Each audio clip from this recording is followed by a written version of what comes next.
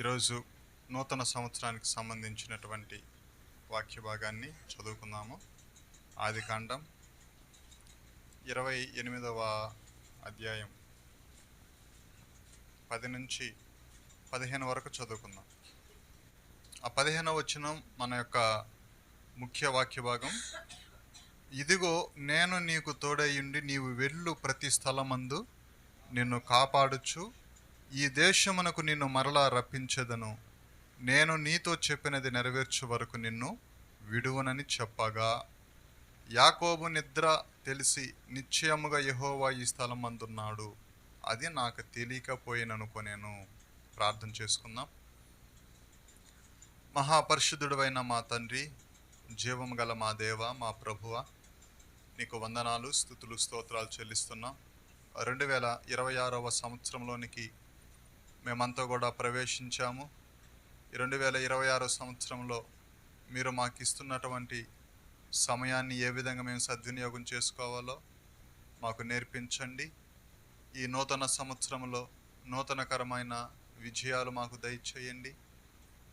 మాకు ఎదురయ్యే సమస్యలు, శోధనలో గెలవడానికి శక్తిని దయచేయండి. మీ తోడు, కాపుదల, భద్రత ప్రతి బిడ్డకి, ప్రతి కుటుంబానికి అనుగ్రహించమని, మరి ప్రాముఖ్యంగా ఈరోజు మేము ధ్యానిస్తున్న ఈ అంశము మా అందరి జీవితాలకి ఆశీర్వాదకరంగా మార్చమని యేసుక్రీస్తు యొక్క శక్తి కలిగిన, జీవము కలిగిన నామంలో ప్రార్థించి అడిగి వేడుకుంటున్నాం తండ్రి, ఆమేన్. యాకోబు యొక్క దర్శనం అనేది బైబిల్లో చాలా శ్రేష్టమైనటువంటిది.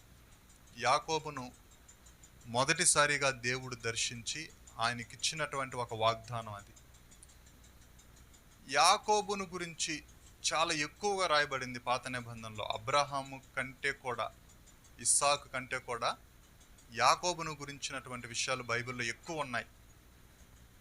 ఎందుకు అంటే యాకోబు యొక్క పట్టుదల కలిగినటువంటి, పౌరుషం కలిగినటువంటి, పోరాటం కలిగినటువంటి జీవితం అనేది దేవుణ్ణి అంతగా ప్రభావితం చేసింది. మనం ఏదైనా చెప్పాల్సి వస్తే ఎప్పటి నుంచి చెప్తాం? ఇతను చిన్నతనం నుంచి మంచోడు అంటాం, లేకపోతే చిన్నతనం నుంచి భక్తి కలిగిన వారు అంటాం. కానీ యాకోబుని దేవుడు ఎక్కడ చూశాడో తెలుసా? తల్లి గర్భంలో ఉన్నప్పుడే యాకోబు యొక్క విశ్వాసాన్ని దేవుడు చూశాడు. యాకోబుకున్న పోరాటం చూశాడు. వారిద్దరూ మంచి చెడులను ఇంకా ఎరగక మునిపే దేవుడు ఏమన్నాడు? నేను ఏశావును ద్వేషించి తిని, యాకోబుని ప్రేమించి తిని. పెద్దవాడు చిన్నవాడికి దాసుడైపోతాడని రిబ్కాతో దేవుడు ప్రార్థించినప్పుడు దేవుడు తెలియచేశాడు. ఆ సందర్భాన్ని చూస్తే మనకేమనిపిస్తుంది అంటే, దేవుడు మనము పుట్టక మునిపే ఆయన మన నుదుటి మీద రాతలను రాస్తాడా? చాలామంది కష్టాలు ఉన్నప్పుడు అంటారు, ఇదంతా నా తలరాత అంటారు. తలరాత ఉండదు ఎప్పుడు కూడా. దేవుడు రెండు రాతలు రాస్తాడు. ఒకటి, మొదటి పేజీలో నీ జననం ఉంటుంది, చివరి పేజీలో నీ మరణం ఉంటుంది. మిగిలిన పేజీలన్నీ నువ్వు రాసుకున్నటువంటివే. అవి రెండే దేవుడు రాస్తాడు. యాకోబు తల్లి గర్భంలో ఉన్నప్పుడే దేవుడు ఆయన జీవితం అంతటిని చూశాడు. రాయుడు, కానీ దేవుడికి తెలుసు ఇంకొక 20 సంవత్సరాల తర్వాత ఎవరు ఎలాగుంటారో దేవునికి తెలుసు. ఇంకొక 10 సంవత్సరాల తర్వాత ఎవరు విశ్వాసం ఉంటుందో ఓడద్దో దేవునికి తెలుసు. సమస్తం తెలుసు ముందుగానే దేవునికి. దానినే దేవుడు ముందుగా మాట్లాడతాడు. కానీ అలా ఉండాలని దేవుడు ఎప్పుడు కూడా కోరుకోడు. యాకోబు జీవితంలో కూడా దేవుడు అదే చూశాడు. యాకోబు చిన్నవాడు ఉన్నప్పుడు ఖచ్చితముగా పెద్దవాడు ఇతనికి దాసుడైపోతాడు అని చెప్పాడు. ఎందుకంటే యాకోబు దేవుని పట్ల విశ్వాసము, నమ్మకము, భయభక్తులు, దేవుడి దగ్గర నుంచి ఆశీర్వాదాన్ని ఆపేక్షించడంలో చాలా శ్రద్ధ కలిగినటువంటి వాడు. కనుక ఆ ఆశీర్వాదాన్ని పొందే క్రమంలో రెబెకా కొంచెం శారీరకమైన, భౌతికమైన లోక జ్ఞానాన్ని ఉపయోగించింది కొంచెం. ఎందుకంటే దేవుడు ఎవరికి చెప్పాడు? అది మొదట రెబెకాకు చెప్పాడు. కాబట్టి రెబెకా ఏం చేసింది? లోకరీత్యా ఒక ప్రయోగం చేసింది. ఏంటి ఆ ప్రయోగం అంటే, ఏశావు నీకు దాసుడైపోతాడు, నువ్వు దీవించబడతావు, అది నాకు తెలుసు, దేవుడు నాకు చెప్పున్నాడు, కాబట్టి మీ నాన్న దగ్గర నువ్వు దొంగచాటుని వెళ్ళి ఆశీర్వాదం పొందమని పంపించింది. కానీ యాకోబు దాన్ని అంగీకరించండి, ఎక్కడైనా అంగీకరించలేదు. అది తప్పు అమ్మా అని చెప్పిండు, నాకు శాపం వస్తుంది అన్నాడు. యాకోబు తప్పు చేసిన తన సందర్భాన్ని ఎక్కడైనా చెప్తారా మీరు బైబిల్లో? యాకోబు ఎక్కడైనా తప్పు చేస్తున్నాడా బైబిల్ గ్రంథంలో? కానీ యాకోబుని దేవుడు ఎందుకన ఏమన్నాడంటే మోసగాడు అన్నాడు దేవుడు. తల్లి మాట విని, అతనికి తెలుసు అయినా కూడా తల్లి మాట విని ఆ పని చేసినందుకు దేవుడు ఆయనను మోసగాడు అన్నాడు. కానీ ఆయన స్వయంగా తప్పు చేసిన సందర్భం బైబిల్లో ఎక్కడ కూడా రాయబడలేదు. దేవుని పట్ల చాలా నమ్మకం, విశ్వాసం, భక్తి కలిగినటువంటి వ్యక్తి యాకోబు. యాకోబు ఈ ఆశీర్వాదం పొందుకున్న తర్వాత అది అన్నగా తెలిసి ఆయన చంపాలని తరుముకున్నప్పుడు పారిపోతూ ఉన్నాడు. బెయేర్షెబా నుంచి బయలుదేరాడు. బెయేర్షెబా నుంచి హారాను వైపు అడవుల్లో పడి ఆ రాత్రి వెళుతూ ఉన్నప్పుడు చాలా ప్రొద్దుపోయేసింది, అలసిపోయాడు, బడలేకగా ఉంది. అయితే ఒక కొండ మీదకి వచ్చిన తర్వాత ఒక రాయి తీసుకొని తలగడగా పెట్టుకొని పండుకున్నాడు ఆ రాత్రి. అక్కడ పండుకున్నప్పుడు దేవుడు మొదటిసారిగా యాకోబు జీవితంలోనికి ప్రవేశిస్తున్నాడు ఒక వాగ్దానంతో. ఆయన జీవిత కాలం అంతా కూడా ఎన్ని కష్టాలు వచ్చినా, ఇబ్బందులు వచ్చినా ధైర్యంగా నిలబడి బ్రతికే విధంగా దేవుడు మాట్లాడుతున్నాడు. అదే యాకోబు దర్శనం, యాకోబు యొక్క వాగ్దానం అనేది. ఆ రాత్రి దేవుడు యాకోబుని దర్శించి యాకోబుతో చెప్తున్నాడు, యాకోబు, నేను నీ తండ్రి దేవుడను, నీ తాతగారి యొక్క దేవుడను, యెహోవాను అని పరిచయం చేసుకుంటున్నాడు. అంటే అబ్రహాము దేవుని ఎంతో ప్రేమించాడు, ఇస్సాకు ప్రేమించాడు. తర్వాత నేను ఎవరిని ప్రేమించబోతున్నాను? నిన్ను ప్రేమించబోతున్నాను. అసలు ఆ స్థానంలో ఉండాల్సిన వ్యక్తి ఎవరు? ఏశావుకు ప్రత్యక్షం కావాలి దేవుడు, అన్నకి మొదటివాడు, పెద్దవాడు. కానీ అన్న దాన్ని కోల్పోయాడు. అందుకే చిన్నవాడి దగ్గరకు వచ్చి ఆ దర్శనం మాట్లాడుతూ ఉంది. దేవుడు మాట్లాడుతున్నాడు, నిన్ను ఈ విధంగా ఆశీర్వదిస్తాను, నీవు వెళ్ళు ప్రతి స్థలమునకు నేను నీతో కూడా వస్తాను, నిన్ను మరలా ఎక్కడికి తీసుకొని వచ్చేంత వరకు కూడా నిన్ను విడువను, ఎడబాయను అని యాకోబుతో దేవుడు వాగ్దానం చేస్తున్నాడు. ఆ మాట, నిన్ను విడువను, ఎడబాయను, నిన్ను మరలా ఎక్కడికి తీసుకొని వస్తానని దేవుడు చెప్తే దాన్ని అడ్డగించే శక్తి ఇంకెవరికైనా ఉంది ఈ ప్రపంచంలో? దాని ముందు నిలవగలిగినటువంటి వ్యక్తి ఎవరైనా ఉన్నారా?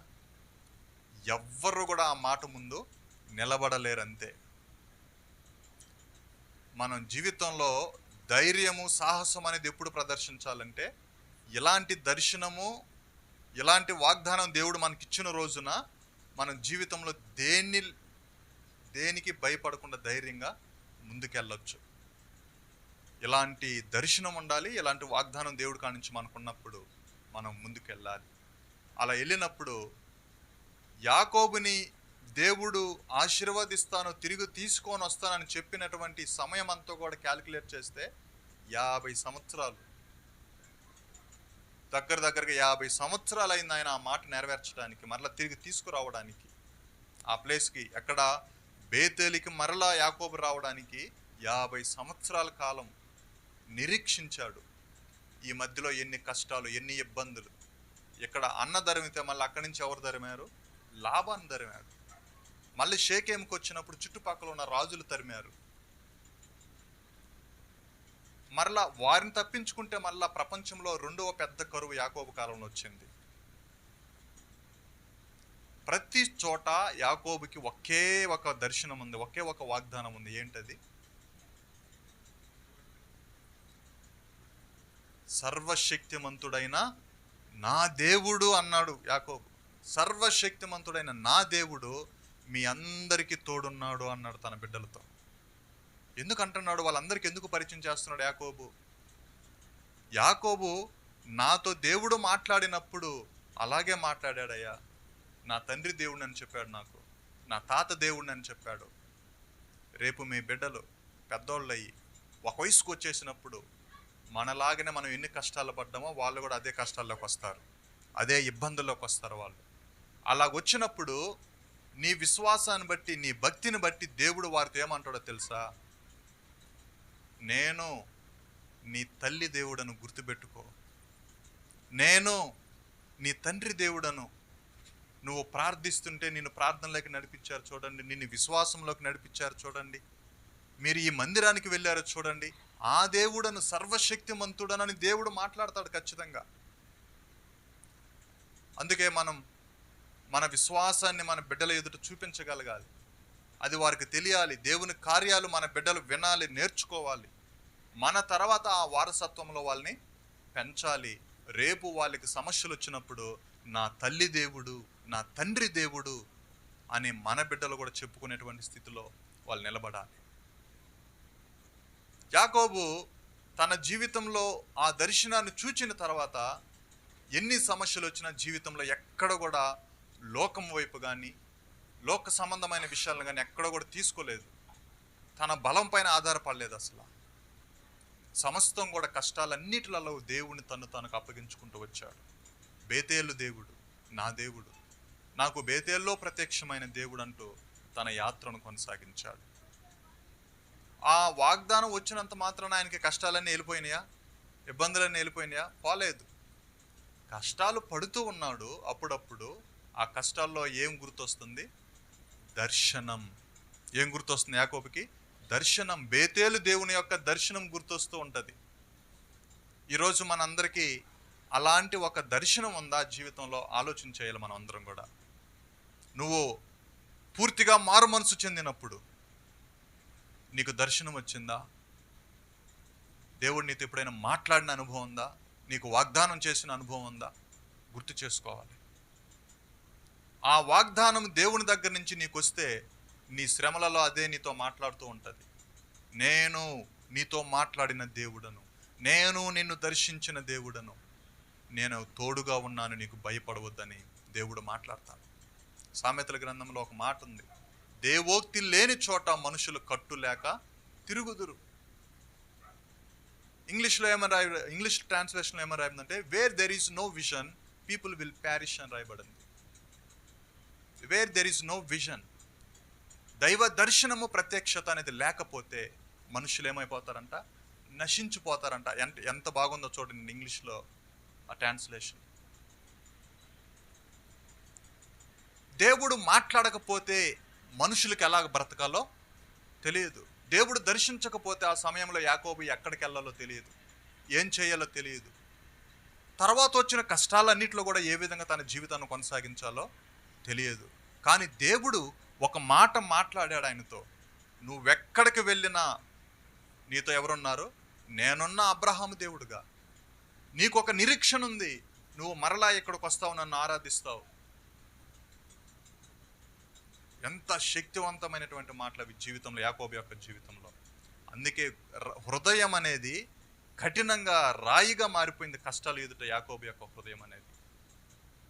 మనం మలాకి గ్రంథం ధ్యానం చేసినప్పుడు ఏమని రాయబడింది మలాకి గ్రంథంలో యాకోబుని గురించి? ఈ జనులు నన్ను గురించి అడుగుదురు, నీవు మమ్మ ఎలాగో ప్రేమించుతవని. ఏశావు నీ అన్నకాడ, నేను ఏశావు కంటే నిన్ను నేను అధికముగా ప్రేమించి హెచ్చించి తిని. ఎందుకన్నాడు దేవుడు అక్కడ మాట? అన్న పొందాలి ఆశీర్వాదము, కానీ ఎవరికి వచ్చింది? అది తమ్ముడికి వచ్చింది. హోషేయ గ్రంథంలో యాకోబుని గురించి దేవుడు ఏమని మాట్లాడాడు? మీ పితరుడైనటువంటి యాకోబుని జ్ఞాపకం చేసుకునుడి, అతడు మగసిరి గలవాడై దేవునితో పోరాడెను. ఎలాంటి మాటలు యాకోబుని గురించి వ్రాయబడి ఉన్నారు? దేన్ని బట్టి అంటే దర్శనం ఉండడం వల్ల ఒక మనిషి తన ఆత్మీయ జీవితాన్ని అంత ఉన్నతంగా కట్టుకోగలడం, ఆ విధంగా నడిపించుకోగలడు. అందుకే మనం కూడా మన ఆత్మీయ జీవితాల్లో మనకు ఒక దర్శనం అనేది ఉండాలి, కళ అనేది ఉండాలి. దేవుడు మనతో ఒకరోజు మాట్లాడినటువంటి మాట అనేది మనకు ఉండాలి. ఆ మాటను మనం జీవితాంతం గుర్తుపెట్టుకోవాలి. నేను సేవకు వచ్చినప్పుడు దేవుడు నాతో చాలా ఆసక్తి కలిగి ఉన్న సేవ చేయాలని, నేను అది పిలుపు లేకుండా రాకూడదని కొంతమంది నాకు చెప్పారు. సరే అని చెప్పి ఆ పిలుపు వస్తుందేమో నేను ఎదురు చూస్తూ ఉన్నాను. కానీ ఒకరోజు ఒక రాత్రి నిద్రిస్తూ ఉన్నప్పుడు దేవుడు నాతో మాట్లాడడం జరిగింది. ఆ దర్శనం ఏంటంటే, నేను ఒక వాహనం ఎక్కి నడపాలని ట్రై చేస్తున్నా, ట్రాక్టర్ అది. కానీ నాకు చేత కావడం, నా ట్రాక్టర్ కదలడంలా. అందరూ చూసి నవ్వుతూ ఉన్నారు, ఎగతాళి చేస్తున్నారు పక్కన ఉన్న వాళ్ళందరూ. ఆ ట్రాక్టర్ దిగి నడుచుకుంటూ వెళ్ళాను. పాడుబడిపోయిన ఒక చిన్న సంఘం ఉంది. పాడుబడిపోయిన సంఘం. లోపలికి వెళ్తే దాదాపు అడుగెత్తు ఎప్పుడో కుళ్ళిపోయిన పేడ మట్టి అంతా కలిసిపోయి ఆ చర్చి మొత్తం నిండిపోయింది. వెనక నుంచి ఒక పెద్ద హస్తం వెలుగుతో చెప్తుంది, నా మందిరాన్ని కడతావా, దీన్ని బాగు చేస్తావా అని ఒక స్వరం వస్తుంది. కడతాను ప్రభు అన్నాను. అలాగైతే దీన్ని శుభ్రపరచు, బాగు చేయి అని చెప్పి దేవుడు మాట్లాడినటువంటి ఒక మాట, ఒక దర్శనం అది నా జీవితంలో. నేను సేవలో చాలాసార్లు వెనుకబడిపోయాను. నేను ఇంట్రడక్షన్ చెప్తాను తర్వాత. చాలాసార్లు సేవ వద్దనుకున్నప్పుడు, లేకపోతే ఇది మనకి సెట్ అయ్యే విషయం కాదనుకున్నప్పుడు దేవుడు నా ముందుకు తీసుకుని వచ్చింది ఆ దర్శనమే. నేను నిన్ను పిలుచున్నా నా సేవ కోసం, ఎంత ఎలాగనేది నువ్వు లెక్కలేయొద్దు. నేను నిన్ను నా సేవకు పిలిచా, దాని కొరకు నిలబడు. ఆ దర్శనం అనేది, దేవుడు మాట్లాడినటువంటి అనుభవం, వాగ్దానం అనేది లేకపోతే కట్టు లేక మనం తిరిగేస్తాం. నిలబడలేం పర్ఫెక్ట్గా. ఎలా బ్రతికితే అలాగే జీవేస్తాం. అందుకే మీరు ప్రార్థన చేసుకున్నప్పుడు, దేవా ఈ రాత్రి నాతో మాట్లాడండి అని చెప్పి దేవుడిని అడగండి. దేవుని దర్శనం వస్తుంది, దేవుని ప్రత్యక్షత వస్తుంది, దేవుడు మాట్లాడతాడు. దైవ కార్యాలు మీ ఎదుట ప్రత్యక్షం అవుతాయి. నువ్వు ఇబ్బందుల్లో ఉంటే, కష్టాల్లో ఉండి నాతో మాట్లాడు ప్రభు అంటే ఆయన మాట్లాడకుండా పోయేటువంటి దేవుడు కాదు. ఆయన దర్శిస్తాడు. కనుక మనం అందరం కూడా యాకోబుని ఒక మాదిరిగా తీసుకున్నాం. యాకోబు జీవితంలో జరిగినటువంటి చర్యలని మనకు తెలుసు. యాకోబుని దేవుడు ఎంతగా ఆశీర్వదించాడో. ఈ రోజుటికి కూడా యాకోబు యొక్క పేరు ప్రపంచంలో చిరస్థాయిగా నిలిచిపోయింది. దేవుడు అన్నాడు, ఈ రోజు నుంచి నీ పేరు యాకోబు కాదు, ఇజ్రాయేలు అన్నాడు. ఆ ఇశ్రాయేలీయుడు భూమి మీద లేకుండా ఎన్నోసార్లు తుడిచేయాలనుకున్నారు ప్రపంచమంతా కూడా. ఇశ్రాయేలును లేకుండా దేవుడు మలాకి గ్రంథంలో ఒక మాట అన్నాడు. ఏమన్నాడు?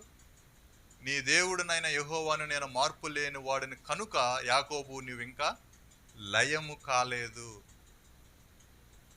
చూడండి దేవుడు ఎలాగ మాట్లాడాడు యాకోబుతో.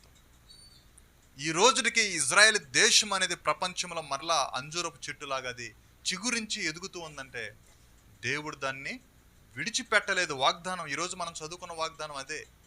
ఇజ్రాయేలుకి దేవుడు ఇంకా తోడున్నాడు కాబట్టి రెండో ప్రపంచ యుద్ధంలో ఇజ్రాయెల్ ఇంకా లేరు అనుకున్నారు. అయినా మరలా దేవుడు దాన్ని కాపాడుతూ వారందరిని మరలా తీసుకొచ్చి ఇజ్రాయెల్లో స్థిరపరుస్తూ వారిని చిగురింప చేస్తున్నాడు దేవుడు. మన భారతదేశంలో మణిపూర్లో కూడా కొంతమంది యూదులు ఉన్నారు. వాళ్ళందరినీ కూడా ఇజ్రాయెల్ దేశం రమ్మని చెప్పి ఇన్విటేషన్ పంపించింది వాళ్ళకి. మనకి టీవీ న్యూస్లో కూడా వచ్చింది. మణిపూర్లో నుంచి మనకు దగ్గరలో గుంటూరులో కూడా కొంతమంది ఉన్నారని, అక్కడ ఒక సెనగోగ్ ఉందని మనం యూట్యూబ్లో కూడా చాలాసార్లు చూసాం. వాళ్ళందరినీ కూడా ఇన్విటేషన్ ఇస్తున్నారు. వాళ్ళు DNA టెస్ట్ చేసి హీబ్రూ భాషలో వాళ్ళకి వచ్చా లేదా, మాట్లాడతారా లేదా, వాళ్ళు ఏ వంశానికి సంబంధించిన వారు లెక్కలేసి వారందరిని కూడా ఇజ్రాయెల్ దేశానికి తీసుకుంటా ఉన్నారు మరలా తిరిగి. కాబట్టి ఎంతగా దేవుడు యాకోబును ఆశీర్వదించాడో చూడండి. ఈరోజు మనం ఒక బ్రాండ్ చెప్తా, నేను విక్స్ వాడతాం. మనం విక్స్ ప్రొడక్ట్స్ వాడతాం. ఆ విక్స్ని ఎవరు తయారు చేసేది తెలుసా? ఇజ్రాయెల్ దేశం. విక్స్ అనేది ఎంత సేల్ అవుద్దో, ఒక చిన్న విక్స్ బిల్లర్లు చెప్పండి ఎంత సేల్ అవుతాయో వరల్డ్ వైడ్గా. ఆ ప్రొడక్ట్ ఎంత క్వాలిటీ ఉంటుందో అంత జ్ఞానం ఇచ్చి దేవుడు వారిని ఆశీర్వదించాడు.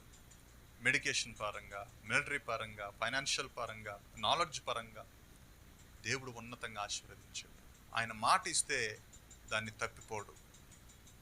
ఆయన మాట ఇచ్చిన తర్వాత మనం తప్పిపోవచ్చేమో కానీ, ఆశీర్వాదాన్ని పోగొట్టుకొచ్చేమో కానీ, దేవుడు ఎప్పుడు దాన్ని ఒక మనిషినికి వాగ్దానం చేస్తే దాంట్లో నుంచి ఆయన తప్పిపోయే దేవుడు కాదు. అందుకే మనం వాగ్దానాలు తీసుకుంటాం. ఇప్పుడు ఇవి మూఢనమ్మకాలా లేకపోతే ఏంటో చెప్పండి? ప్రామిస్ కార్డుల మీద మీరు యూట్యూబ్లో చాలా వినేసి ఉంటారు ఇప్పటికే. ఇది ఒక మూఢనమ్మకం అనేది. మూఢనమ్మకమే. అన్ని మూఢనమ్మకాలు వస్తాయి ఆ లెక్కకి ఎత్తుకుంటే. ఈ వాక్యం నువ్వు తీసుకొని, నేను నా జీవితంలో నెరవేర్చు ప్రభు అని నువ్వు ప్రార్థన చేస్తే దేవుడు ఖచ్చితంగా నెరవేరుస్తాడు. ఈ వాక్యమే కాదు, ఏ వాక్యమైనా, నీ దర్శనం ఏదైనా కల ఏదైనా చేయమంటే దేవుడు ఖచ్చితంగా నెరవేరుస్తాడు. కాకపోతే నువ్వు ఎలాగుండాలి? యాకోబులాగా ఆయనను ప్రేమించాలి. యాకోబులాగా దాన్ని నువ్వు ఆస్వాదించాలి. కానీ ఏశావుని గురించి బైబిల్ ఏమని రాయబడింది అంటే 2 చోట్ల రాయబడింది. అతడు తిని లేచిపోయెను అని రాయబడింది. ఒక్క పూట భోజనం. తర్వాత హెబ్రీయులకు రాసిన పత్రిక రాయబడింది. ఆ తర్వాత అతడు మారు మనసు పొందుటకు కన్నీళ్లు విడిచినను మారు మనసు పొందనొల్లక, తర్వాత మారు మనసు పొందనొల్లక కన్నీరు విడిచినను మారు మనసు పొందనొల్లక, అలాగే భ్రష్టుడైపోయిందంట. అలాంటి భ్రష్టులు మీలో ఎవరైనా ఉన్నారేమో. వేశ్య వంటి తిండిబోతైనను వ్యభిచారైనను అని చెప్తాడు. పెద్దవాడే కానీ పెద్ద ఆత్మీయ జీవితాన్ని కలిగి లేడు. కాబట్టి ఈ వాగ్దానం నీ జీవితంలో నెరవేరాలన్నా నువ్వు దేవునికి లోబడాలి, దేవుణ్ణి ప్రేమించాలి, దేవుడిచ్చిన దర్శనంలో కొనసాగాలి. దేవుని ఎదుట అతి శ్రేష్టమైనటువంటి భక్తి ఏంటో తెలుసా? ఆయన నీకు ఏమి చెప్తాడో దాన్నే నువ్వు ఫాలో అవ్వడం, ఆ మాట వినడం చాలు. దేవుడు ఏం చెప్తాడో అది మనం వినగలిగితే చాలు, దాన్ని అర్థం చేసుకుని జీవించగలిగితే చాలు. అదే మన జీవితాలకు ధన్యతను చేకూరుస్తుంది. కనుక యాకోబు జీవితంలో దేవుడు ఎలాగ ఆయన ఆశీర్వదించి స్థిరపరిచాడో మనల్ని కూడా ఈ 2026 మాత్రమే కాదు, మన జీవిత కాలం అంతా ఒక వాగ్దానంతో దేవుడు మనల్ని స్థిరపరచాలని, ఆశీర్వదించాలని, ఒక సాక్షిగా, ఒక గుర్తుగా మన జీవితం ఈ లోకంలో ఉండాలని ప్రభు పేరిట మనవి చేస్తూ ఉన్నాను.